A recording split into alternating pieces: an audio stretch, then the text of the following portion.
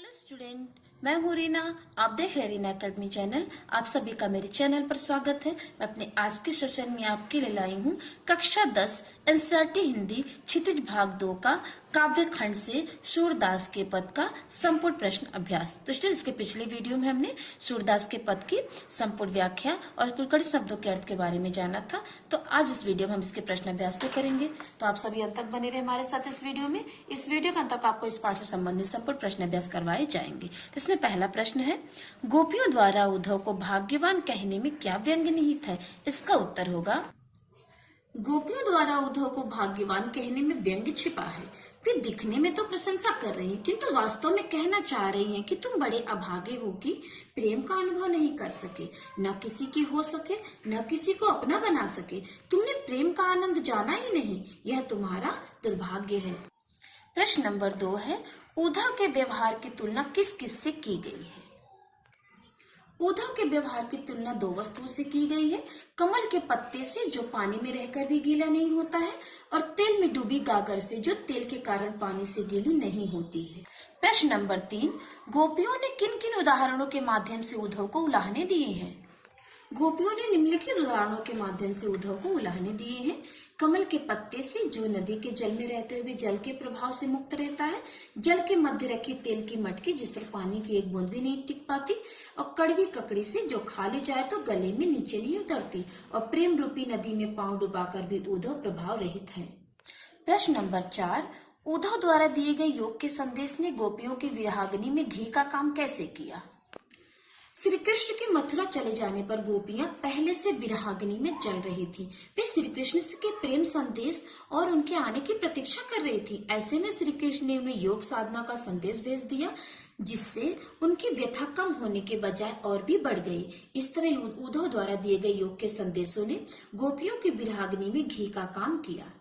प्रश्न नंबर 5 है, मर्यादा न लहीम के माध्यम से कौन सी मर्यादा न रहने की बात की जा रही है? इसका उत्तर है, प्रेम की यही मर्यादा है कि प्रेमी और प्रेमिका दोनों प्रेम को निभाएं। वे प्रेम की सच्ची भावना को समझे और उसकी मर्यादा की रक्षा करें। परंतु कृष्ण ने गोपियों से प्रेम निभाने के बजाय उनके लिए नीरस योग संदेश भेज दिया, जो कि एक छलावा था। इसी छल को गोपियों ने मर्यादा का उल्लंघन कहा है। प्रश्न नंबर 6, कृष्ण के प्रति अपने अनन्य प्रेम को गोपियों ने किस प्रकार अभिव्यक्त किया है? उत्तर, गोपियों ने कृष्ण के प्रति अपनी अनन्य भक्ति की अभिव्यक्ति निम्नलिखित रूपों में करती हैं। वे अपनी स्थिति गुड़ में लिपटी चींटियों जैसी पाती हैं। ऐसे गुड़ से चींटियां लिपट जाती तो नहीं छूट पाती उससे, जो किसी भी दशा में कृष्ण प्रेम से दूर नहीं रह सकती हैं।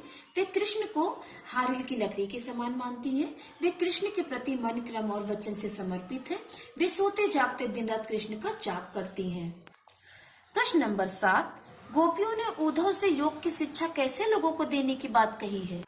उत्तर, गोपियों ने उद्धव से कहा है कि वे योग की शिक्षा ऐसे लोगों को दे जिनका मन स्थिर है, जिनके हृदयों में श्री कृष्ण के प्रति सच्चा प्रेम नहीं है, जिनके मन में भटकाव, दुविधा, भ्रम और चक्कर है। प्रश्न नंबर 8, प्रस्तुत पदों के आधार पर गोपियों का योग साधना के प्रति दृष्टिकोण स्पष्ट करें। उत्तर, सूरदास द्वारा रचित इन पदों में गोपियों की कृष्ण के प्रति एक निष्ठ प्रेम, भक्ति, आसक्ति और स्नेहमयता प्रकट हुई है, जिस पर किसी अन्य का असर अप्रभावित रह जाता है। गोपियों पर श्री कृष्ण के प्रेम का ऐसा रंग चढ़ा है कि खुद कृष्ण का भेजा योग संदेश कड़वी ककड़ी और रोग व्याधि के समान लगता है, जिसे वे किसी भी दशा में अपनाने को तैयार नहीं है। प्रश्न नंबर 9 है, गोपियों के अनुसार राजा का धर्म क्या होना चाहिए? इसका उत्तर है, गोपियों के अनुसार राजा का धर्म यह होना चाहिए कि वह प्रजा को अन्याय से बचाए। अब नेक्स्ट प्रश्न है, प्रश्न नंबर 10, गोपियों को कृष्ण में ऐसे कौन से परिवर्तन दिखाई दिए जिनके कारण वे अपना मन वापस पा लेने की बात कहती हैं? इसका उत्तर है, गोपियों को लगता है कि कृष्ण द्वारका जाकर राजनीति के विद्वान हो गए हैं। उनके अनुसार श्री कृष्ण पहले से ही चतुर थे। अब तो ग्रंथों को पढ़कर उनकी बुद्धि पहले से भी अधिक हो गई है। अब कृष्ण राजा बनकर चाल चलने लगे हैं।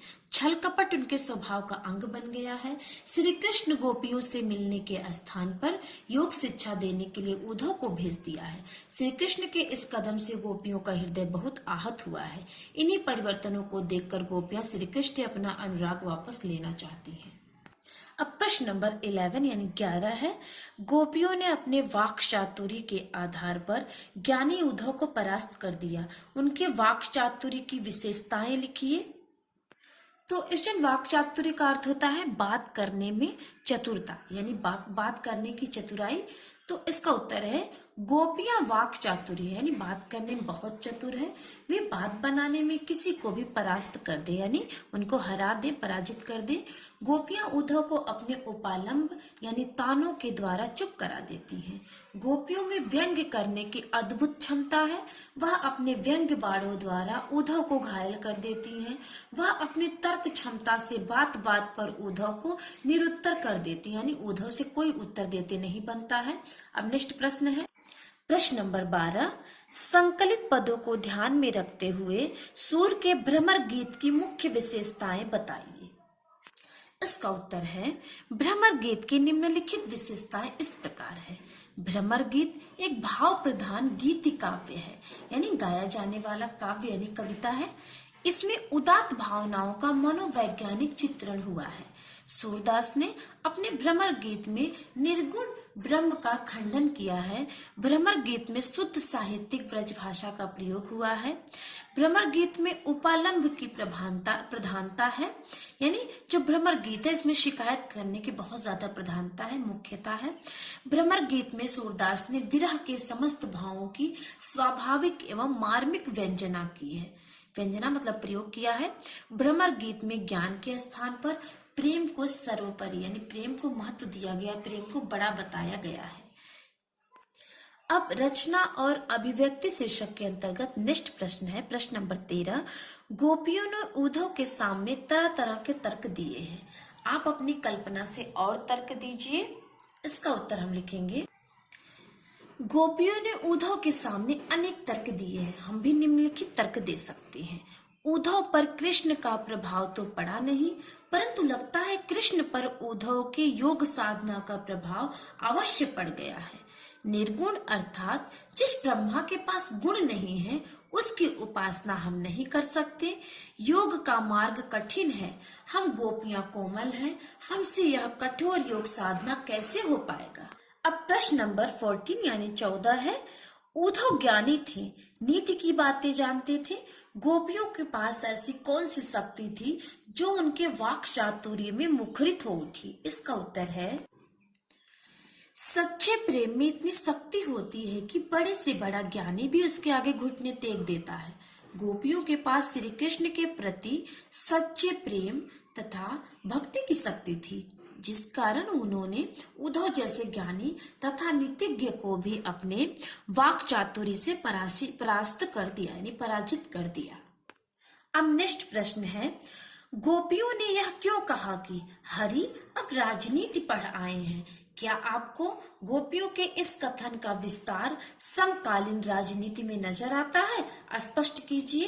इस प्रश्न का उत्तर है, गोपियों को लगता है कि श्री कृष्ण द्वारका जाकर राजा बनकर चाल चलने लगे हैं और राजनीति के विद्वान हो गए हैं, क्योंकि श्री कृष्ण ने सीधी सरल बातें ना करके रहस्यात्मक ढंग से उद्धव के माध्यम से अपनी बात गोपियों तक पहुंचाई है। गोपियों का यह कथन हरि अब राजनीति पढ़ आए हैं कहीं न कहीं आज की भ्रष्ट राजनीति को परिभाषित कर रहा है। आज की राजनीति तो सिर से पैर तक छल कपट से भरी हुई है। कृष्ण ने गोपियों को मिलने का वादा किया था और पूरा नहीं किया, वैसे ही आज राजनीति में लोग कई वादे करके भूल जाते हैं। अब आगे स्टूडेंट, इसमें पाठ्येतर सक्रियता इसके अंतर्गत प्रश्न है, प्रस्तुत पदों की सबसे बड़ी विशेषता है गोपियों की वाग विदग्धता, यानी उनके बात करने की चतुरता। आपने ऐसे और चरित्रों के बारे में पढ़ा या सुना होगा जिन्होंने अपने वाक चातुर्य के आधार पर अपनी एक विशिष्ट पहचान बनाई, जैसे बीरबल, तेनालीराम, गोपाल भांड, मुल्ला नसीरुद्दीन आदि। अपने किसी मनपसंद चरित्र के कुछ किस्से संकलित कर एक एल्बम तैयार करें। तो छात्र आप लोग इसको स्वयं करें, अपने पुस्तकालय की मदद ले सकते हैं, लाइब्रेरी की मदद ले सकते हैं अपने स्कूल की। अब नेक्स्ट है, सुरचित अपने प्रिय पदों को लय व ताल के साथ गाएं। तो छात्र इस दोनों प्रश्नों को आज की वीडियो में बस इतना ही। मिलते हैं हम आपसे अपने अगले वीडियो में दूसरे पाठ को लेकर के। तब तक के लिए धन्यवाद।